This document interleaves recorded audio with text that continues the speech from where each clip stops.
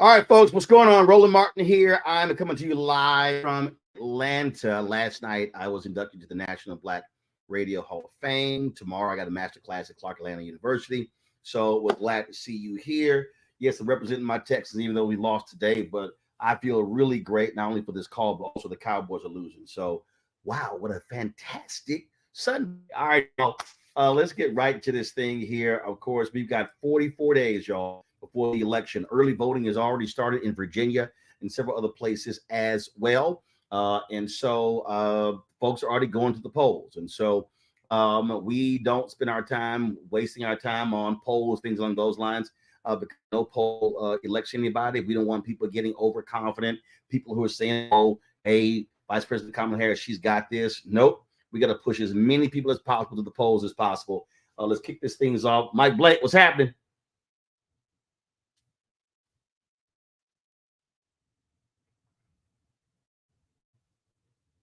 We're gonna go to Mike for a couple of words.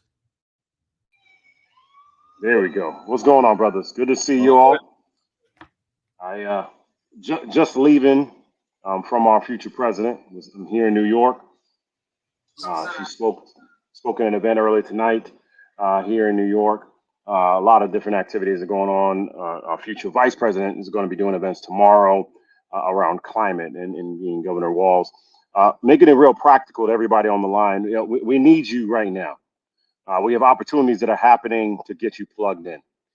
If you are in New York, New Jersey, starting this Saturday, we're going to have buses going down to Pennsylvania every weekend out of New York City. So if you want to rock with us out of the Bronx, out of Harlem, out of Queens, out of BK, please feel free to connect with us. I'm going to put my email in the chat, or you can just hit me up, Michael at atlasstrategy.group. Michael at atlasstrategy.group. We have buses going down to get y'all connected in Pennsylvania. We need you right now. Second, as Roland just mentioned, voting has begun. And in particular, we want you to know that in Michigan specifically, you're going to hear us talk about this a lot. Michigan is a state where if you vote straight ticket, that does not include the Supreme Court justice candidate, Kyra Harris Bolden. And so it's important to remind people in Michigan that you got to turn the ballot over so that you can vote for Justice Bolden. We will host a call this Wednesday, 1 p.m. Eastern, to be able to mobilize and get people aware. It's our Kairos conversation for more people to learn about what is happening with Justice Bolden in Michigan, who is running for reelection out there in the state of Michigan. Important for people to know that. Third, if you're looking to find more ways to support the cause from a fundraising standpoint, the last fundraisers where the vice president will physically be at will be in San Francisco this weekend and Los Angeles. If you're looking to get connected again, hit me, drop me a note. All the brothers that are on the line, I welcome you reaching out. Michael at atlasstrategy.group. We can get you connected immediately. Anyone that's out there, if you're in Vegas or Colorado, wherever it may be, fly out for the events that are happening there in these particular places. We'll have a lot of messaging. We got messaging exercises that are going to be happening in terms of training and mobilizing people. National Democratic Training Committee, Kelly Dietrich and their team is ready to connect with you to plug you in immediately. Why is that so critical? Because we're seeing more and more the conversations around messaging that people are asking about, how to talk about the policies very specifically from an economic standpoint, black business, black men business. If you have not heard about it yet, Vice President Harris is proposing to go from $5,000 to $50,000 around the small business tax deduction. Critical right now. So when people are like, yo, she's not really doing anything around business, that's just not true. Black business, definitely not true. Black men business, definitely not true. That is the information that we need to have in your hands quickly and immediately. We have rolled out video campaigns in North Carolina to make people aware about why voting for VP Harris and Governor, soon to be Governor Josh Stein, is essential and making it very clear not all skin folk are kinfolk. In Michigan, you're going to start seeing digital ads around our black vote, our black jobs, our black justice. So when you see those graphics about Speaker Joe Tate, about VP Harris, about Justice Bolden, those are all coming from our respective teams and campaigns in that regard. And so, as you're thinking about ways to get involved, to get plugged in, We need you right now, brothers. All the folks that are in your world right now. And I know tonight we're especially highlighting the Divine Nine. Shout out to my brothers of Phi Alpha Fraternity Incorporated. You know what time it is, all day, every day. We all crisscross, and no matter what your spectrum is from the Divine Nine, we need you involved. So again, this is ways to plug in. Lastly, starting this Thursday night, and Brother Martin, I want to connect with you on this as well. This will be after you're off the air, so definitely an opportunity. We will start back what we did 4 years ago, where we had nightly prayer calls to mobilize leaders of faith across the country on voting. It'll be at 8:30 p.m. Eastern time, starting this Thursday through the election. Now, election day, of course, November 5th, but we know voting is starting now. Absentee voting, early voting across the country. It's going to take a few days for the ballots to be counted and resolved. And so, for all the people of faith that want to rock with us, that's going to be happening as well. This is a continuation of all the things you've been seeing across the country. Vote or Else just happened and will be happening. Killer Mike, Beanie Siegel, Pastor Mike McBride, Tamika Mallory, My Son the General, all were rocking around that. Project Freedom doing the same thing. There are moments that are happening right now where we need you. So again, for anyone that's hearing me for the first time, if you just jumped on the line, we are asking for you. If you're in the New York, New Jersey area, this upcoming Saturday through every weekend, we're taking buses down to Philadelphia, to Pennsylvania, across the Commonwealth. You can rock with us. If you're in San Francisco or Los Angeles, fundraisers is happening this weekend with the Vice President. If you're in town right now, you want to mobilize with Governor Walz, climate change events are happening as well. You want to get involved from a faith perspective. Starting this Thursday for 8:30 p.m. Eastern for the rest of the election, faith calls are going to be happening as well. You want to figure out how to get involved with influencers and surrogates. The Vote or Else campaign and a part of Project Freedom is a way to do that. We need you involved, brothers, right now, all day, every day. And so, no matter what state you live in, we can plug you in. So, Brother Martin, I'm going to turn this back over to you. I appreciate you. We thank you for always creating space for us here. We have opportunities to plug you all in. Michael at atlasstrategies.group, or you can text the word Kairos to 917-983-0800. Text the word Kairos to 917-983-0800 so we can plug you into the things that I just mentioned right now. Brother Martin, back to you. Appreciate it, Mike. Thanks so much, frat folks. And the raise that Mike was talking about in New York, Vice President Kamala Harris raised $27 million. It is the largest one they haul since President Biden dropped out in that initial raise that took place. And so lots of momentum taking place. We see again what polling is saying, also, but more important, we're seeing again the pressure that's being placed on Republicans. Robinson, he had a bunch of his campaign staffers. They have quit. He's down to 3 campaign staffers. Josh Stein has opened a 10 to 14-point lead there. But you see the Harris Walz campaign still putting that pressure. You saw Governor Tim Walz. He was in Asheville, North Carolina this week. Of course, the vice president was in Greensboro. They've been hitting those places. And so the focus is really on North Carolina. The focus is on Georgia. But as Mike said, also on Pennsylvania. That's going to be critical. That blue wall holds Michigan, Wisconsin, and Pennsylvania. That is a recipe for victory. But they want to still do well and win Arizona, Nevada, want to win North Carolina and Georgia as well. And listen, Florida's putting that pressure. You got a U.S. Senate race there. Senator Scott can be beaten there. Of course, in Ohio, you got Senator Sherrod Brown. It's important to hold that particular seat, winning the seat in Arizona, winning the seat in Arizona, winning the seat in Nevada, and also the winning the seat of John Tester. Bottom line is Republicans want to win that, because if they do that, then Democrats will have control. And so, hey, if Republicans win Montana, but we're able to flip Florida, bottom line is it's a wash. And so we need to be thinking beyond just the presidential race. Khalil Thompson, Executive Director of Women with Black Men, you're up. Man, I'm excited to be here with you. Sorry, I'm calling again from the car, second week in a row, from family duties, taking care of my pops, who's getting better and on the mend. But excited to be here with you all this evening. I don't have the honor, as some of those that are joining us tonight, to hail from one of these great organizations, but they are great because of the great work that they do for our communities and uplifting Black men as a whole. really excited about what this last week has been and what the next 6 weeks are going to look like. I know right now, Caribbeans for Kamala, Mike Blake and I share that affinity, are hosting their call and want to stand in solidarity with our Haitian brothers and sisters who are dealing with the racist and disgusting trope that was brought out a couple of weeks ago at the debate and doubled down on last Sunday. And so our hope is that we can continue to stand with those in Springfield and all Haitians around the country. Just as Brother Blake said and Brother Martin said, this is an opportunity over these next 6 weeks to get engaged. People are voting right now. We need people to stand up, make sure they get their voices counted and heard, but also then bring a brother or a sister or a neighbor to the voting booth with them to make sure they vote. Big Gretsch, the Governor Whitner in Michigan, said it best earlier this week. It was just 2 votes per election precinct that were needed to win over the majority of the vote in the state of Michigan in 2022. Imagine that, just 2 people showing up in your voting precinct, in each voting precinct, that can come out, that can change the difference in elections. Does those say that their voice and their vote doesn't matter? It does. We need to make sure that the margin is wide so that come November 6th, when we all wake up after Tuesday, on that Wednesday, there's no doubt who the next president is.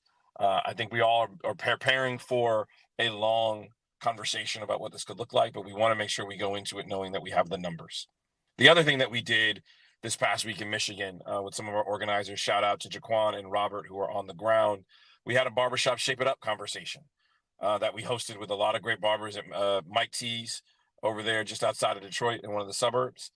And I would beg the question of many of you all, the very first question that we heard from the youngest barber in the room, the very first comment that he made was on a women's right to choose and women's health and maternal health, making sure that we're protecting our Black sisters as they're in the healthcare system. It wasn't shocking that this is important because we are an equal part of our community, making sure as we raise our children that we want to make sure our sisters are taken care of and that we're doing it, that they have access and have the choice to make the decisions over their body, rightly so. And so this conversation that we're having tonight is vitally important. It's crucial. Win with Black men. By the end of this week, we finally have gotten it figured out. Our store will be up selling our Win with Black Men t-shirts. We make sure everybody has one as they're going to the voting booth, and our organizing plan is kicking in. Tonight, we were looking forward to making some calls, but we're going to shift that slightly because we want to hear from those that are joining us. I know we have a couple of amazing folks on. Roland, I know Quentin is on, and a few others are joining. So we got some messaging that's going to come directly from the campaign. I want to shout out to a good brother, Mr. Marshall, who's on, who's going to share his perspective that he can in a public setting of what's going on from the messaging side. But looking forward to those that want to get engaged, whether that's making a phone call, sending a text, or especially knocking on a door and taking a voter to the polls on this election day. Roland, I kick it back over to you and leading us as you always do on these Sundays, and looking forward to next Sunday. We are hoping to organize the labor community. So even if you didn't attend or if you happen to attend a four-year institution, or if you didn't, we want to hear from those brothers who are holding down our communities, whether they're our truck drivers, our nurses, our janitors, our sheriffs, our teachers, our painters, our machinists, longshoremen, teamsters, and I know I'm leaving out some unions, but if there's anybody from the labor community, hotel workers, please show up next Sunday. We're going to be here every Sunday at 7 p.m. Eastern, hosting these calls between now and the election. And we're going to go beyond that after the election, but it's vitally important that we get all Black men engaged between now and Tuesday, November 5th. Roland, back to you. Indeed. Khalil, surely appreciate it. Thanks a lot. Folks, Quentin James, co-founder of Collective Pack, also one of the co-organizers of this call. Quentin joins us right now. Quentin, what you got? What's up, team? Thank y'all so much for organizing this call again this week. I want to thank the Brothers of the Divine Nine who are here. Shout out to the Kappas, Brother Raxon. Glad you guys are here. So listen, we are, as Roland said, 44 days away from Election Day. Election season is starting now. We know many states will be kicking off early vote over the next few days and weeks. And so a couple things for folks to do tonight. Number one, please go to votetolive.org. votetolive.org. There you can register to vote, check your status. I'm here in Cleveland, Ohio. We were just watching the Browns game earlier, and literally one of my boys checked his status. He had been purged from the rolls, have been voting all his life. And so I don't care who you are, where you are, check your status to make sure you have not gotten purged.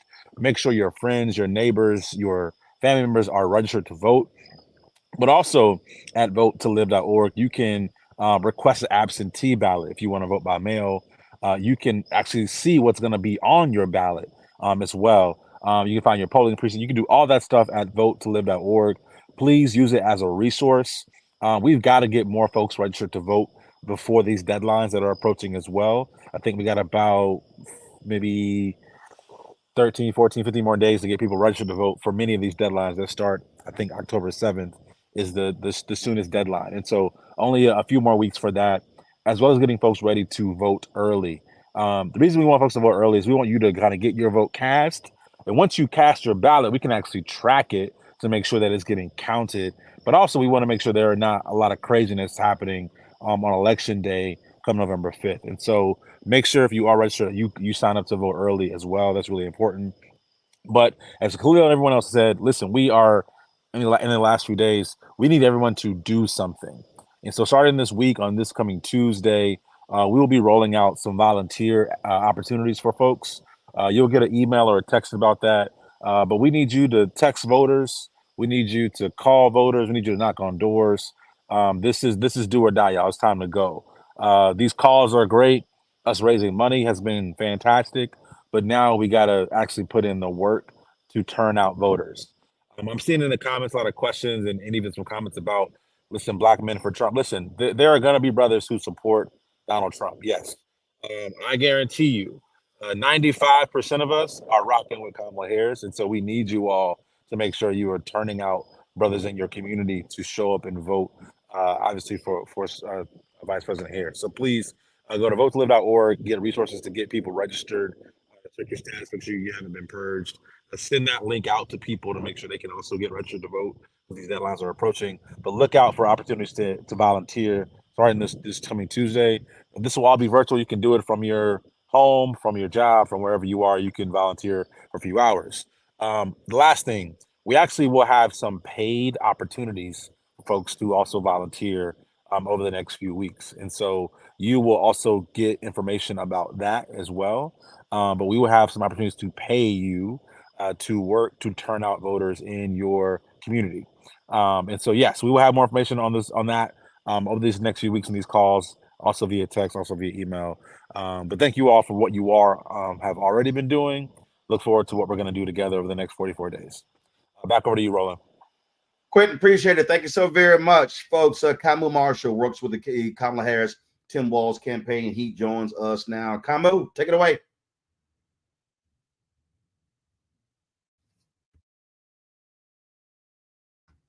You on mute. I'm sorry. Roland is now we got Kamaya Marshall. Kamaya. All right, Kamaya. Yes, hello, everybody. Glad that you all are on here. I'm glad to be joining you all. I'm a senior advisor on the campaign for political outreach and communications. I'm glad this is happening. I'm glad this has been happening, and it's some great folks leading this, some great black men leading this cause. So I'm glad to see that this is still going and going strong. My ask to all of you, I think it's been repeated already, is to do everything you can, literally do something. I'm gonna be a little bit more in the weeds here, and that is going to the folks in the barbershop, speaking to men in the barbershop, going to folks in colleges, folks who are not in school, going to the areas that we're not thinking about. I think as men, particularly black men, going to areas where we need to go talk to our cousins, our uncles, our folks who are not as politically engaged, speaking to them daily, educating them on what's at stake. The vice president has always said, and she's very clear about this, that she is going to work to earn their votes. Each and every vote, she takes it very serious. I think that is something that you'll continue to hear her say, that she's willing to work and earn their vote, our vote. And so I think that's one big thing. One thing I want folks to do is to reach out to me to let me know what kind of messaging things you all need. What are you all hearing on the ground? I do a little bit of traveling here and there. And I'm focused particularly on the battleground states with a huge emphasis on Georgia and North Carolina and Pennsylvania. So I'm anyone who's in that state, I would love to connect with you all in those places to figure out how we can target Black men and speak to them directly. Barbershops, churches, schools, gyms, etc., restaurants, wherever. I think this is, well, I know this is something very serious, and I don't know if folks feel how important it is. I know we hear this each election that this is the most serious election of our lifetime. It literally is the most serious election of our lifetime right now. And so I want to be a vessel for you all from the campaign side to hear what you all are hearing on the ground and how I can bring those things to our leadership on the campaign, on things that you are hearing on the ground, how we could be more effective and efficient, especially in these next 44 days coming up. Those are my top lines. I'm glad to be here. I'm a vessel. Utilize me, reach out to me. I'm very accessible. I am easy to get in contact with. You can follow me on social at Kamaya Mandela, either on Twitter or Kamaya Marshall on Instagram. I do respond. I may not respond right away, but I do eventually respond to folks. So reach out, ask questions, get involved. Let me know how you all need to hear from us on the campaign side, how we could be effective and efficient to folks on the ground. Roland, if it's anything else, just let me know. But I'm here. I'm going to stick around for a little bit on the call just to hear some things, take some notes, etc. All right, then. Kamai, I appreciate it. Thanks a lot, folks. A number of the Divine Nine organizations have political action committees. The organizations are 501c3s, and so therefore they cannot endorse candidates, but their PACs can. Joining us right now, Martin Raxton. Now, it's rare we gonna ever start with Kappas. But since us alphas are benevolent and we have grace, we gonna save the best for last. But normally we first. Martin Raxton, President CEO of Crimson PAC. Martin, take it away. All right, thank you so much, and it's good to be here. Good evening, brothers. As indicated, we have about 44 days left before voting, or as voting is taking place before that November 5th date. So as president and CEO of the Crimson PAC, one of our beliefs is that we support candidates on the local, state, and federal level because all politics is local.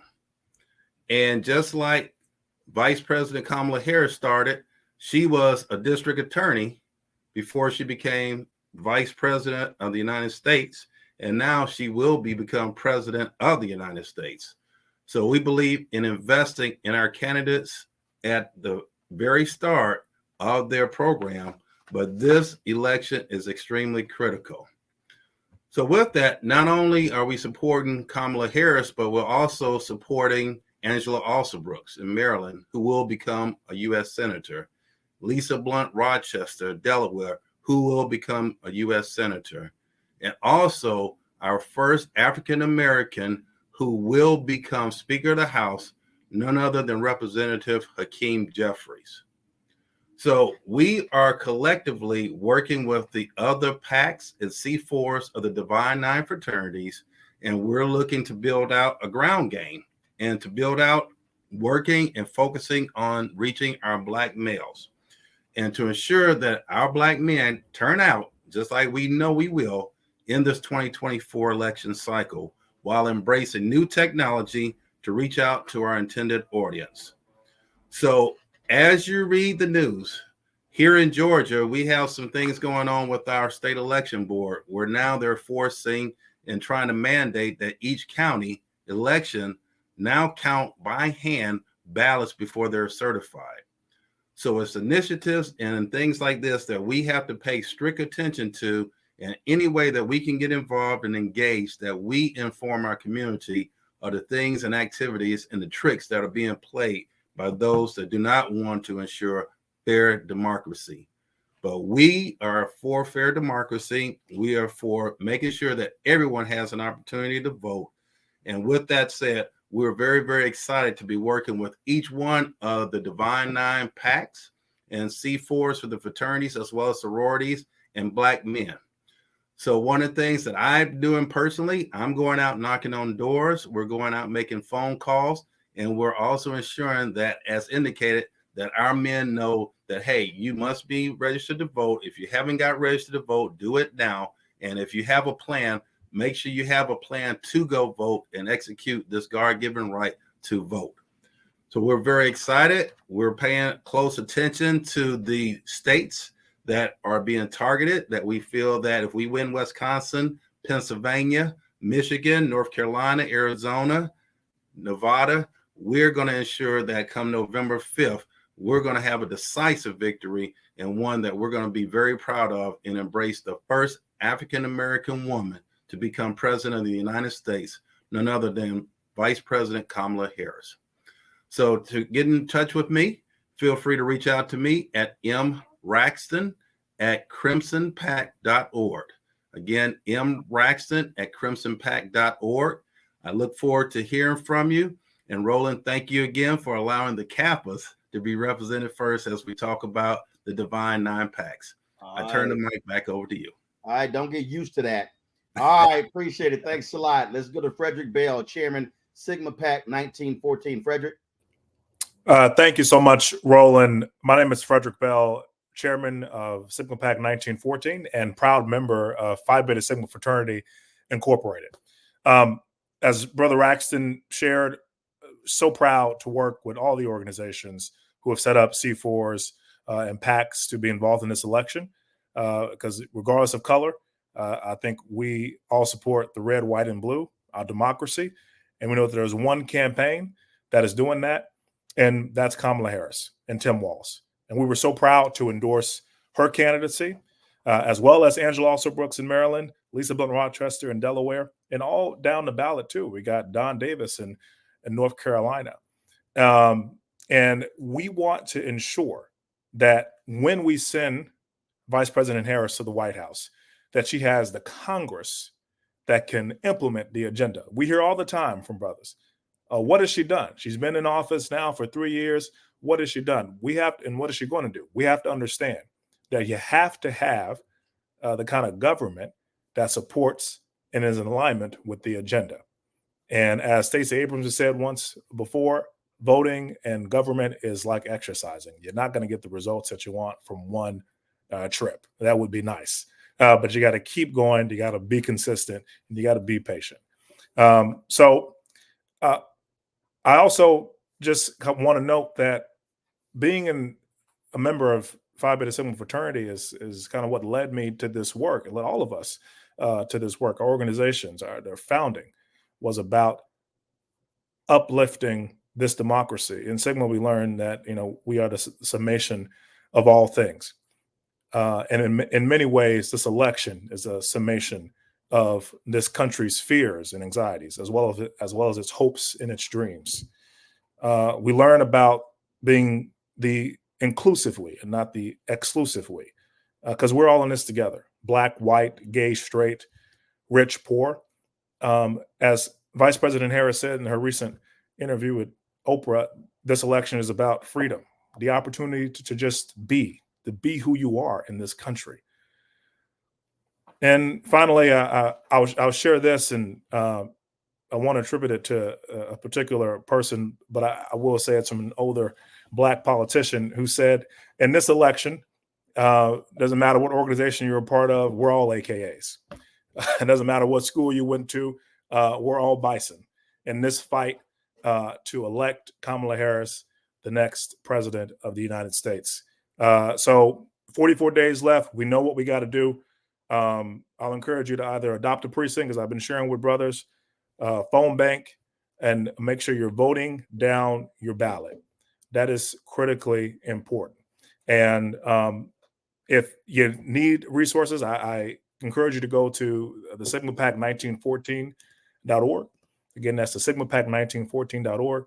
And we'll get you plugged in. You can also reach us at info@thesigmapack1914.org. Again, that's info@thesigmapack1914.org. Again, but we're honored and excited to be here. And the work doesn't end on November 5th. We are going to be engaged past that, and we hope that you will be there with us. But thanks again, and I'll pass it back to you, Roland. All right, then. I certainly appreciate it. Thank you so very much.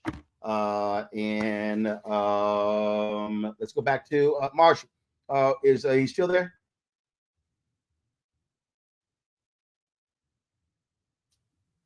Is he still there?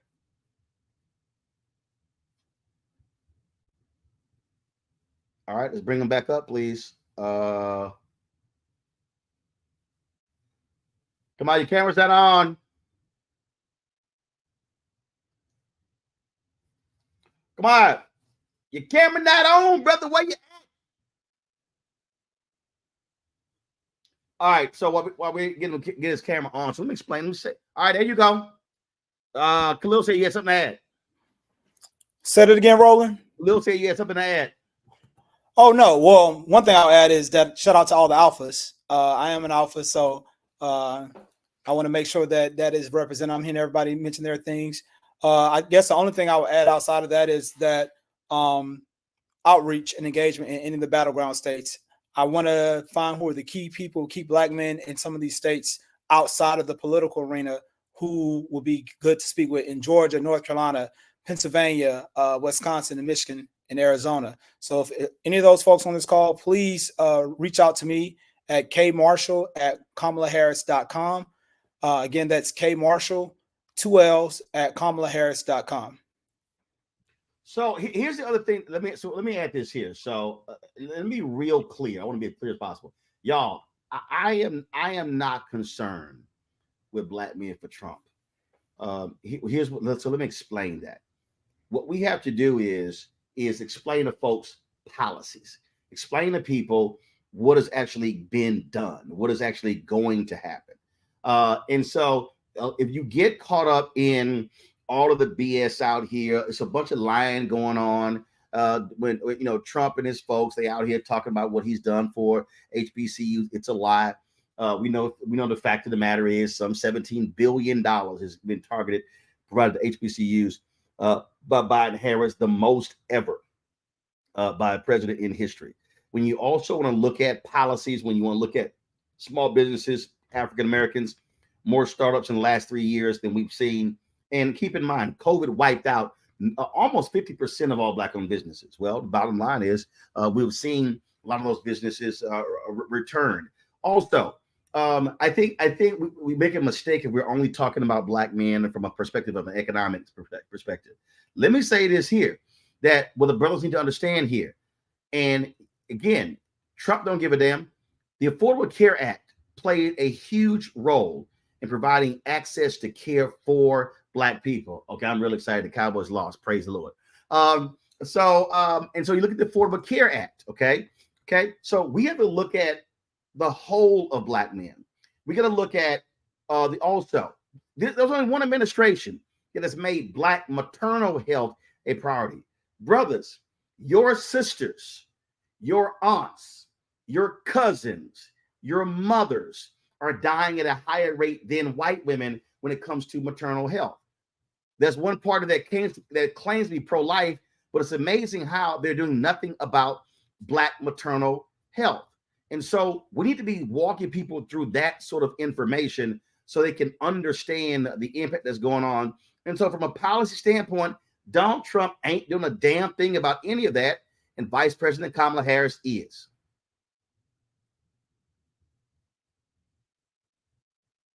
You want to be from there?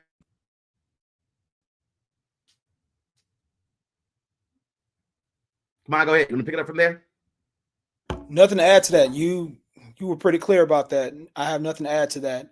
Again, on the policy points, and Roland, you were a little choppy, so I didn't catch everything you said. But on the policy side, I think it's a big, huge difference easily when it comes to policy of what the vice president has been able to accomplish, even before she was a vice president.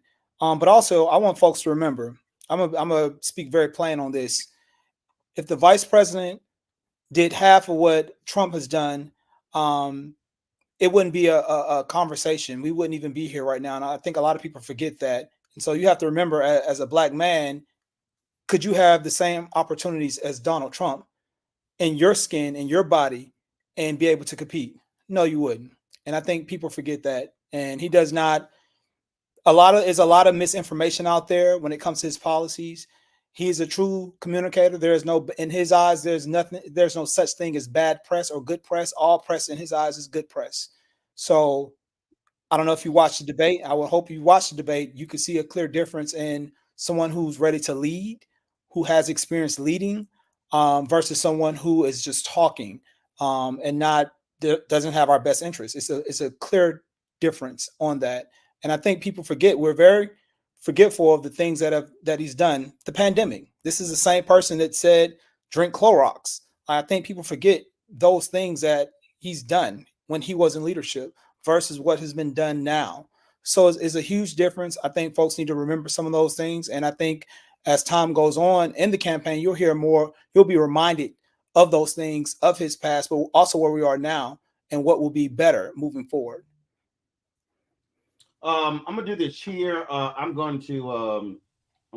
So Keenan, I'm gonna send you this graphic here, so people can actually see it. Matter of fact, you know what? We just do this here. All right. So hopefully this thing not going to cut out on me because of this iPad is dying. But this is what people understand something here. Let's talk about housing. Y'all might not be able to. So y'all see this here? I'm trying to see the graphic right here. Okay. So you look at this graphic right here. When we talk about housing, we talk about what's happening right now in this country with housing. Here's the deal. Between 2009, we built 14.56 million homes in the United States. The next day, because of the home foreclosure crisis, we built 6.9 million. We built 8 million fewer homes between 2010 and 2019. That was because of the home foreclosure crisis. That was the fewest number of homes built in America since the 1940s. So now let me add the second point to this. This is the housing graphic right here. Okay, y'all. This is the graphic. Okay. Now, here's the deal. Private equity by 2030, that's only 6 years, will own 40% of all single-family homes in America. So when people out there are complaining about housing prices and Biden did this and Biden did that and Biden did this, y'all gotta understand something. They don't build homes. So that's what we have to understand what's going on. They're trying to rebuild the housing stock. So when people are complaining about, well, rent is so high, that's because demand is high, because supply is low. And then what's going on is you got to add more stock. So we are now in the second decade. We are building fewer homes than we did between 2010 and 2019. So when you look at the proposal of the vice president, everybody keeps looking at, oh, she's going to offer $25,000 first-time home buyers. The other deal is she's promising to increase the building of the housing stock in this country. Let me ask you this question. Show me Donald Trump's plan when it comes to housing. Show me his plan when it comes to first-time home buyers.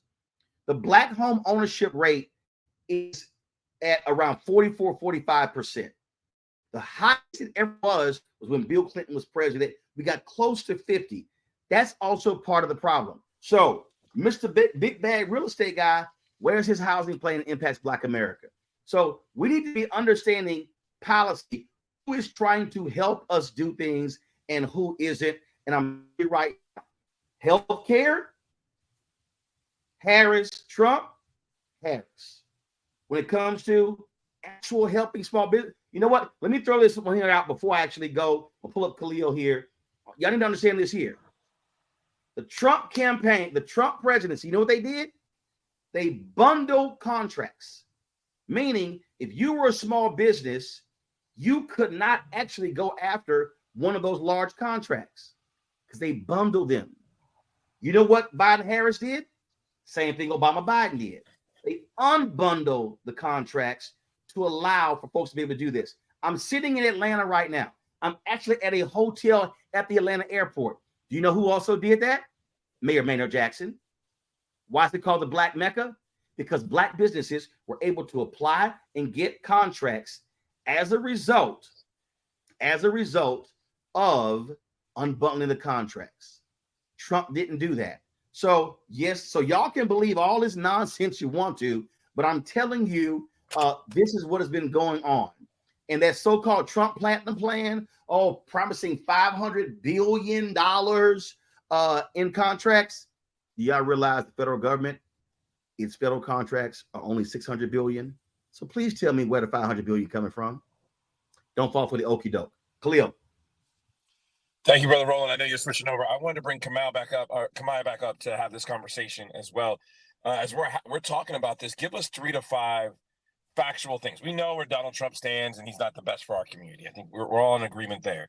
But we want to make sure we can inform and educate brothers as they leave this conversation tonight.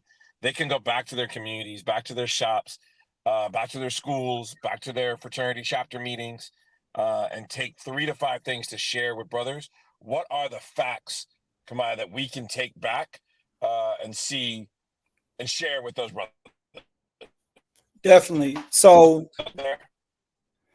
some of the facts I will lay out is like, listen, under Vice President Harris's leadership within the Biden-Harris administration, she's overseen a record number of historic accomplishments for Black Americans and Black men. Just to name a few, I'm going to try to name about 3 or 4. One, Black-owned businesses are starting up at the fastest rate in generations. And the Small Business Administration is leading that. That's under Vice President Harris. So that's a big deal. Employment for Black men is at a record high right now. It's at a record high. Donald Trump can't even compare. I'll give 2 more that I can think of off the top of my head.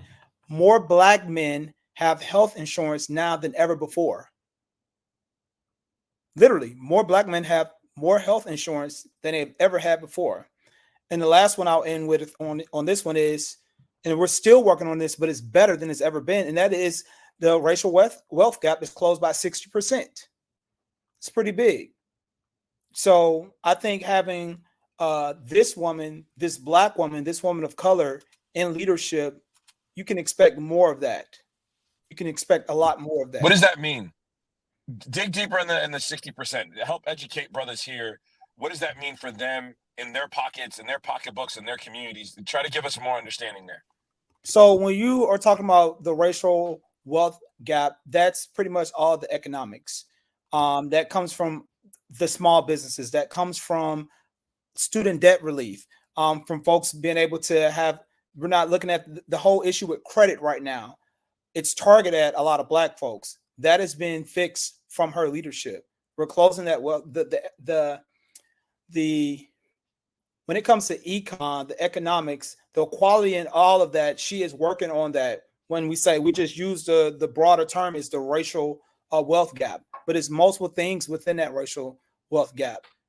How we got it to 6%, and that is through multiple things, whether that is through small businesses, whether that is through employment, more people of color, more Black men, more Black people are employed ever at its biggest time in modern history. So it's a wide things. I think I can speak on personally. It's probably student debt. I'm trying to purchase a home right now, my first home, but on my credit, I have my student loans holding me back when they look at your debt to racial income. Well, having your student loans forgiven, I've not gotten my student loans forgiven, and I've worked in administration, just to let you all know. But as I do understand the process, having your loans forgiven to get that house is a big thing. A lot of folks are experiencing that now. They're still experiencing that. So that's what we mean when we say the racial wealth gap. It's multiple things within that gap that has changed, and 6% is pretty large. Hold on 1 second. So I'm going to do this here. Keenan, I just sent you a link in the chat. I need you to pull this website up, Keenan, so I can walk through it. Because to answer Khalil's questions, because again, I need the brothers who are listening, because here's the deal. I'm not interested in the emotion. I'm not interested in the lying and also the BS. I need people to understand what the data actually says. First and foremost, I need people to understand that, again, I'm parent, deep goes with Divine Nine here, okay, and non-Divine Nine people. Let me be perfectly clear. There's only one administration. I dare say in the past 5 administrations that has specifically sought out, listened to, and met with Divine Nine leaders. That includes Bush Cheney, Obama Biden, Trump Pence. It's been Biden Harris. Okay, not just shout out in speeches, but literally working sessions at the White House, at the old executive office building. Y'all, the photos and the data, it's all there. Okay, now some of you may say, whoa, Divine Nine exclusionary. No, we're talking about leaders, not just them. We're talking about the Links. We're talking Jack and Jill. We're all talking Prince Hall Masons, other organizations. So we need to understand they've been reaching out to folks. Now, Keenan, scroll up. So this is the Brookings Institution report. And what you have to understand, one of the reasons why, if you scroll down, Keenan, it's going to say growth in Black wealth has been driven by housing values. Now, that's a good thing, but here's the problem. The problem that this report shows is that still only 44% of African Americans own a home. Correct. Y'all, this is the report. So we need to understand what's going on here. One of the huge reasons why that gap is actually decreasing is because of the increase in housing values. But the problem is not enough of us actually own homes. So now you have to be asking the question. First of all, we got some fool on here said the wealth gap has not changed. Stop lying. No, Grim Reaper, you're a lying fool. This is the data right here. This is the chart right here. The problem is it is still too wide because of housing. So if we want to change what's happening, there needs to be an aggressive housing plan. And guess what? Donald Trump doesn't have one. You know who also didn't have one? Mitt Romney in 2012. I was on CNN lighting him up because he didn't have one. This is called real-time data, people. And so we need to understand that we've broken these things off. Okay, we've broken these things off, and so we have sat here and broken these things down. So this is a part of the piece here, but it's not just a question of economics. Let me remind people, COVID wiped out 41 to 50% of all Black-owned businesses in the country. Guess what? Vice President Kamala Harris said this when she was in Detroit, because I was there as well. The Biden-Harris administration has brought back 45% of those businesses wiped out, meaning they brought back almost half of those businesses that were wiped out. So again, Donald Trump can talk all he wants to about these things, but he's not giving you real information, okay? He's not giving you actual facts. That's the economic piece. They tried 60 different times to get rid of the Affordable Care Act, and they never, ever did it. Y'all talking about the Brookings report. Y'all, all y'all got to type in is Brookings report and Black wealth gap. That's all you got to type in. The report's going to come up, okay? And in fact, hold on. Let me just drop it into, okay, there's a link right there in the chat. The link is right there in the chat for you to actually see the report yourself. So this is when we talk about how you need to be looking at policies. Let me also say this here to every Black man who's here as well. I need all y'all sharing this information. Donald Trump has made it clear that he wants to give cops 100% immunity because he said they need to do their jobs. I'm going to repeat that. He said 100% immunity. Let me remind all of you, when he came in, Jeff Sessions was his attorney general. Jeff, guys, listen, I'm on a hotel Wi-Fi, so that's what it is. Jeff Sessions came in to the White House, and Jeff Sessions said, hey, we want to pull back on consent decrees because the cops, they're feeling hurt. Not my words, Jeff Sessions. They tried to stop the consent decree in Baltimore. They didn't want to do the consent decree in Chicago. Bill Barr said, let's pull back on these consent decrees. So all y'all talking about, oh, you love Trump being a strong man. He does not support police reform. This is according to the Secretary of Defense, Esper. When there were Black Lives Matter protesters, Trump said, why can't you just shoot them? Just shoot them in the leg to get them off the streets. Now, if that's the kind of person you want back in the Oval Office, go right ahead. That is not the kind of person I want back in the Oval Office. So we need to be real when we start talking about these economic issues, these health issues, and things along those lines. And that's what we have to begin to understand. And so what we need is, folks, you must be talking about what people want to do. what they are saying, how they want to deal with these things. That's not what's going on. So let's bring back both PAC members. Let's bring them back right now for conversation, for questions as well. So let's bring back Martin, bring back Frederick, because again, we need information. Y'all, you also got to dispute. We got to sit here and correct stuff. And that's the thing that's most important, y'all. We can't allow misinformation to run rampant. That is a huge, huge problem, Martin. So a lot of brothers are spouting stuff that's just flat out false. Absolutely. And as you point out, we have the metrics, we have the data, we have the data scientists that can show and to demonstrate what the metrics are. So we need to look at what the data presents, and not go on things that are said off the cuff that when they're fact checked, they're wrong, but that information is not corrected or not brought back to the public that it is and is actually incorrect. So Roland, you're 100% correct. We know the data, we know the metrics, we know what are the states that we need to focus on, what are the issues. And one of the things that I will share with the brothers is that we have probably the least information as far as what's being our issues, what are our concerns that's being propagated by many across the aisle there. But in our community, in the communities on the local, state, and federal level, it's up to us to ensure that our issues are brought to the forefront and that we have the facts that we can justify and point why it's so important that we support this ticket on the 2024 ballot. Well, let me say this here. We need to understand something here, Martin. That is this here. In 2019, there was one candidate who was attacked by Russian troll farmers more than anybody else. Yep. Vice President, it was then Senator Kamala Harris. Yes. In 2020, it was discovered the largest Black Lives Matter page on Facebook was a Russian troll farm.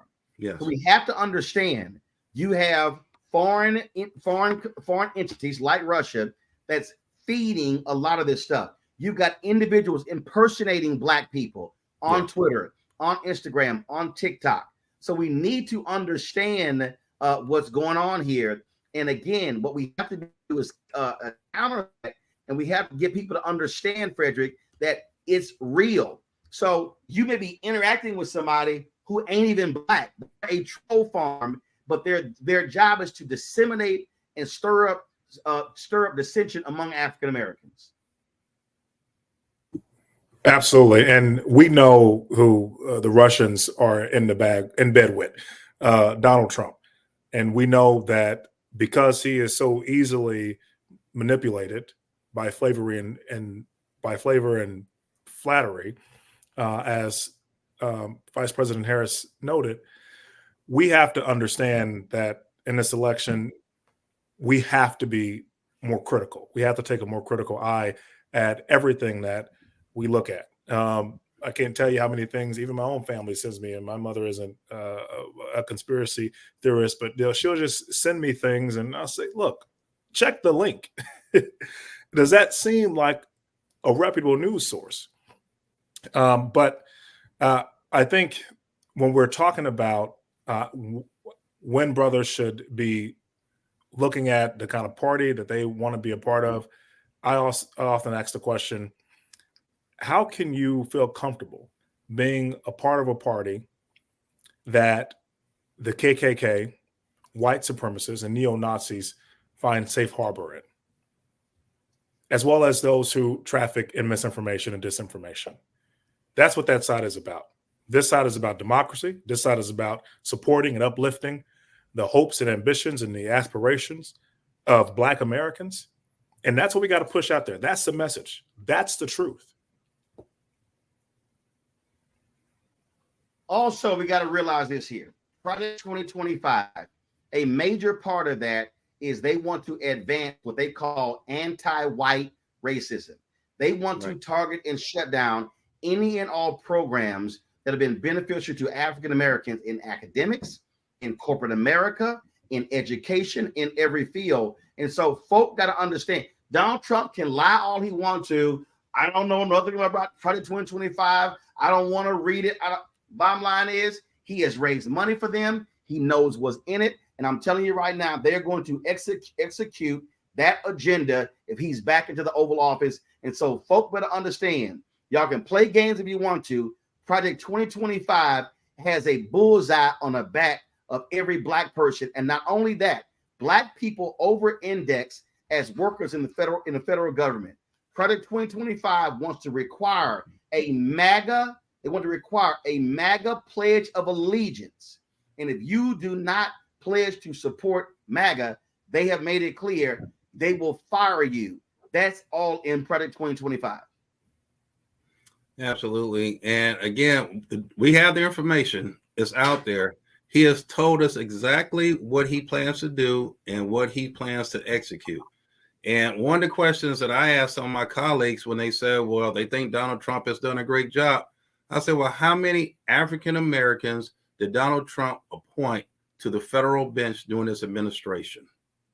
And when that number comes back as 0, then hopefully they can better understand that he is not putting a plan in place that's going to support the African American community or any community made up of minorities. Well, not only that, if we want to talk about judges, let's be perfectly clear. Donald Trump, and this is from the Brennan Center for Justice. And so let me just go ahead and do this here. Keenan, I'm going to drop the link in here, Keenan. I want you to pull this up. Because see, again, though, I just want y'all to have the right information. Okay. Right. This is July 2020. It was only 6 months left in administration. Keenan's going to pull this article up, and this is from the Brennan Center for Justice. Trump and McConnell's overwhelmingly white male judicial appointments. Let me say it again. Okay. Look at this here. The article says, Corey Wilson, Keenan, scroll down to the second paragraph. It says, last week, Corey Wilson became the face of this effort when he became the 200th federal judge to be confirmed by Republican Senate during the Trump administration.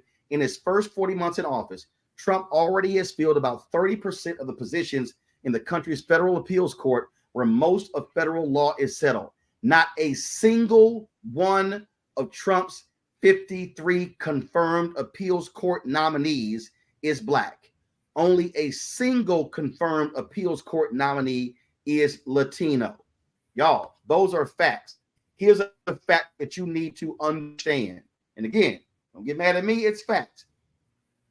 200 federal judges, actually it's now, I think it's 201, 200 federal judges named by Biden Harris. 58 of those federal judges are African American, 37 women, 21 men. Let me say that again. 58 of the 200 federal judges named by Biden Harris, confirmed by the Senate, were African American. Biden Harris, don't just talk about Ketanji Brown Jackson on the Supreme Court. That's history making. She's the first African American woman. They named more black women to the appeals court, than all other presidents combined in history. Frederick, those are facts. Now, the president is only there 8 years. Guess what? Federal is a long time. So everybody who's out there needs to understand these federal judges, they're making rulings in every aspect of our life. The data is clear. If you are trying to make a choice, and also all y'all black folks out there who support reparations, you know they're going to sue. That means you're going to need some federal judges who agree. So if you elect Trump, you're going to have largely hardcore right-wing, mostly white male federal judges.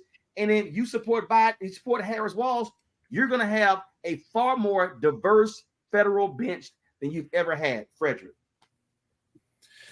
Absolutely, Roland. And let's take this back to the Supreme Court, all the way back to 2016. And I hate to go back that far, but Hillary Clinton was right. And I think many of us find ourselves saying that today. She talked about how the next president would most likely be able to appoint 2 to 3 Supreme Court justices. And that's just what Donald Trump did when he was in the White House. And what did those justices do? Now, we know that they took away critical freedoms, such as a woman's right to choose. We know that they took away affirmative action. That has already led, we're seeing the reports at some schools drops in African-American enrollment, which is already pretty low. And the amount of African-American males who are already struggling to obtain a college education, or once they get into college, staying through and completing their degree. So we know that at this moment, more than any other, that we need to be supporting our Black males. And let's talk about Trump's record on criminal justice. When he was arrested and that mugshot was released, I watch Fox News sometimes because I'm a masochist. And there was a commentator who came on and had the goal to say, well, this is going to really help his street cred in the Black community. He actually so said used to jail. Donald Trump also said it. Yeah, well, Donald Trump, yes, absolutely. And then he released a sneaker, and said, "Oh yeah, this is some more credibility within the Black community." So these are the kind of messages that they're pushing out to our communities, but it's not being reflected on the federal judiciary or the Supreme Court, their support of Black communities, and it's so transparent and it's so disgusting. And quite frankly, I'm sick of it. So again, I need people to understand that, y'all, federal judges are crucial, because when lawsuits are filed, you want somebody who's actually going to pay attention. It was a Republican federal judge that ruled that the EPA could not drive their agenda dealing in cancerous areas in Louisiana because no, you can't use race. Guess who died? Guess who's dying at a higher rate due to environmental racism? Black people. Yes. Black people. Donald Trump doing that? Let me also give y'all this here. The FBI director, Christopher Wray, said out of his own mouth, this is him, he said the greatest threat of domestic terrorism is white supremacy. Guess who shifted money away from targeting white supremacists? He became president, over to Muslims. Trump. Yep. Let me also help y'all with something else that y'all, a lot of y'all out here don't seem to want to understand. Guess who wants to return the Confederate names of military installations?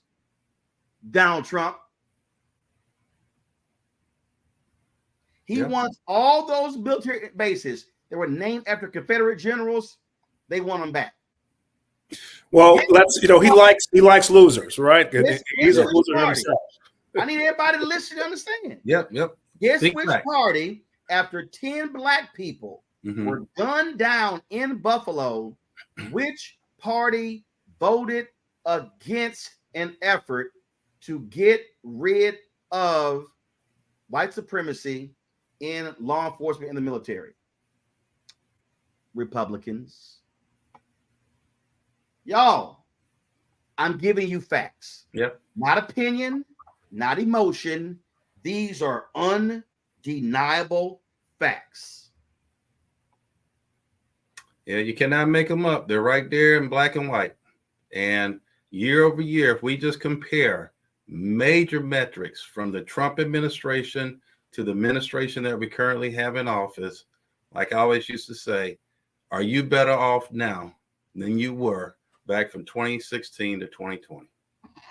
And I just want to make the point too, because it was brought up about Cancer Alley in Louisiana, where I'm from. My mother doesn't live far from that area. So it truly is disheartening when we hear on the other side climate change is a hoax, when we see that its impacts are disproportionately impacting people of color and people in the South who are poor and who don't have the resources to improve their conditions.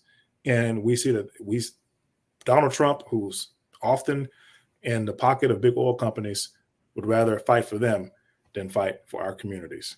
It's a shame. Right.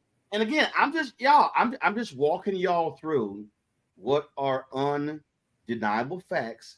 So when you are talking to people, you can explain to them exactly what's going on, who's fighting for what, who's doing what. I'm about to mess y'all up. So all y'all, do y'all remember when Maxine Waters first said reclaiming my time? Yes. Guess what that discussion was? This was one of the first acts that the Republicans did when Donald Trump won. They repealed an Obama-era rule that targeted discrimination in car loan financing. There was a white Republican who went on the floor and he said to Congresswoman Maxine Waters, y'all can go to YouTube and find it. Oh, we need to stop talking about race and move on from these things. Y'all, the bill they were discussing would get rid of protections for Black people in discrimination in auto lending. That was one of the first bills the Republicans voted on and got rid of. So you tell me, who would you then be supporting between those two? Oh, do y'all know why we don't know any of the racial data about contracts when Trump was in there 4 years? Because they got rid of it. They stopped collecting the data. I'm just trying to walk all y'all out here. Y'all can yell, holler, and scream y'all want to about how Trump was great. And let me go ahead and address this here for the people in the back who don't get it. Oh, man, Trump I had a fool from Compton emailing me, Trump put money in our pockets. Let me explain something to y'all. So y'all understand. Donald Trump did not put money in your pockets. The money was approved by Congress. Right. Democrats control the House. Yes. He held the money up so he could put his signature on the check. And let me help every single one of y'all. Donald Trump ain't coming in at all and handing out checks. In fact, the Republicans want to slash every single one of those programs. Y'all can play games if you want to, but all that money that was handed out during COVID, that money ain't coming back. Y'all not seeing that money, and you're never going to see that money. So get out of this notion that, oh, you think with Trump, if Trump came back, oh, the checks are going to start flowing. No, it's not. That ain't happening. Martin, go ahead. Yeah, and to your point there, one of the things that Trump is really running so hard for is that he's trying to stay out of jail. He's trying to ensure that he does not go to prison, and he's going to do everything that he can that if he wins day one, he's going to open up the jail for those that ran amok in D.C. when we were trying to do the peaceful handover of what should be in a democracy and democratic process. So Trump is not thinking about you. He's not thinking about us. He's not thinking about lowering taxes. He's thinking about only lowering taxes for his buddies and the very, very wealthy. But as far as the middle class, the working class, we're not getting the check. And Roland, thank you so much for continuing to point that out, is that Congress passed those checks to come out. Donald Trump vetoed, and Congress had to override that veto, but he held it up to make it seem like he was giving people some money. So thank you for making that clarification, because that is absolutely the truth. So we just have to continue to keep educating people so they understand what's going on. And that really is, and this is all driven, this is all issue driven. It's issue driven. Folks, I don't want y'all to get into emotional arguments with people. I want you to stay locked in.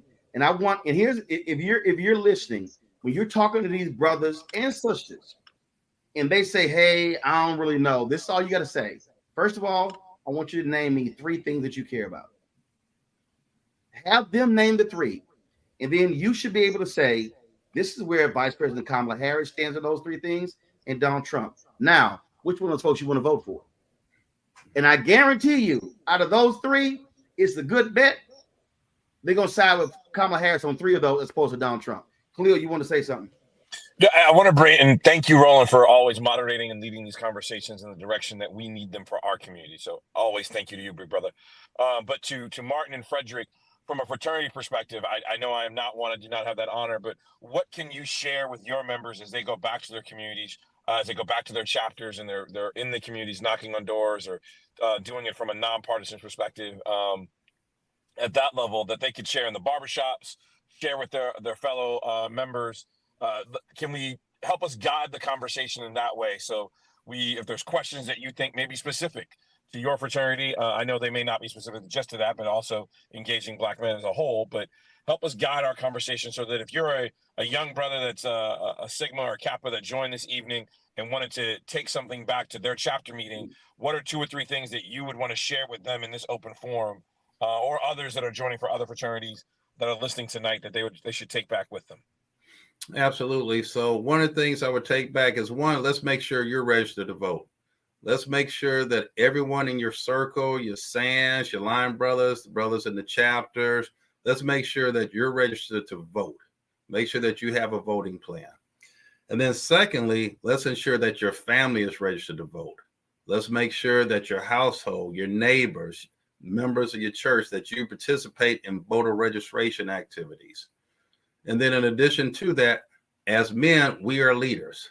So let's get out and let's promote and ensure that we're getting people to the poll, or that people are checking their registration status. If there's an opportunity to have a big registration drive, partner with other organizations. Each fraternity doesn't have to do it on their own. We can partner with other groups, other organizations, Urban League, NAACP, the churches. These are nonpartisan activities. So make sure that you partner with those organizations.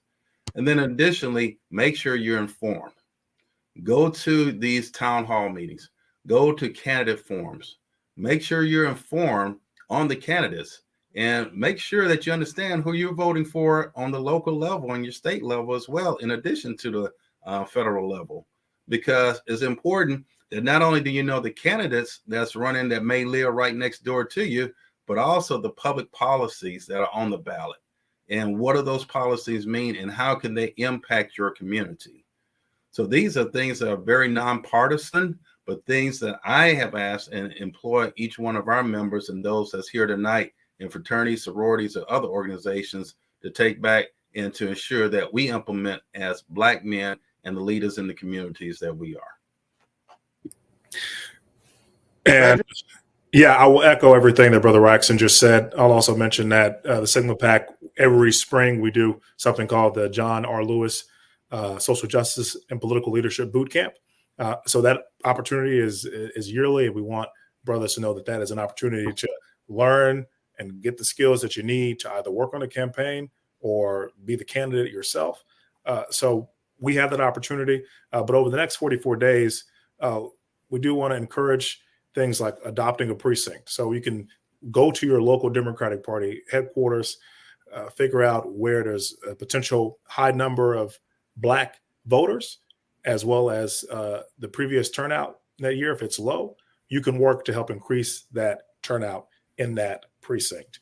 I also encourage you to look up your local state representative or state senator or school board. If it's a competitive race, you can get involved there, because that's also going to be critically important in the work of preserving and protecting democracy, and then ensuring that Kamala Harris has teammates on the ground to get the agenda done. And then, stroll to the polls, right? Maybe he'll host a stroll competition where, you can only get in if you show your voter registration, and then encourage people to show up to early vote or vote on election day on November 5th. So all of this work is going to be crucially important. Yep. Like I said, it doesn't end November 5th. We're going to keep going, because we got the midterms after that, and so much work to help reelect Vice President Kamala Harris in 2028. So I'll toss it back to you, folks. I want to close this out. So here's the deal. Remember, early voting has started in some places, but remember, voting registration deadlines are coming up. Double check your state. Go to iwillvote.com to, first of all, find out in your state when registration ends. Second, check your status. Know your status, because we've seen in Texas, Oklahoma, where they're removing people from the voting rolls. So also go to iwillvote.com to check your status there as well. Also, then find out when early voting in your state begins. Don't wait to vote on November 5th. I get the whole romantic thing about going to the polls on election day. Damn that. Early voting for, look, I'm registered in Texas. It starts on October 21st. I will be voting on 21st or the 22nd. That's what we're going to do. So understand what needs to be happening. And so we have to understand polls do not win elections, votes win elections. And if Black people, if we vote at 70% of our capacity, we can sweep elections. What we cannot do is be voting at 30, 35, 38, and 40% of our eligible voters. We need to be driving our numbers up. The last 5 election cycles have seen a decrease in Black voter turnout. We're almost at pre-Obama levels. We don't need to be at pre-Obama levels. We need to be higher. We need to be maximizing our votes. So that means educating people, talking to people, getting them registered, get them to the polls. That's what we have to do. And so we're going to be having this call every single Sunday between now and the election. 44 days left. Listen, when you send the information out, we had 55,000 brothers on that call the day after the sisters had their call. Well, guess what? We need those brothers back. We need people sharing the information. So we're going to keep pressing this whole issue. And so thanks a lot for everybody who's joined us. And don't forget, iwillvote.com. If you want more information as well, go to winwithblackmen.org, winwithblackmen.org to get more information. Folks, that is it. We are going to close this out. We thank everybody for joining us, and we look forward to our next conversation. Y'all be well. Holla! Thanks, Roland.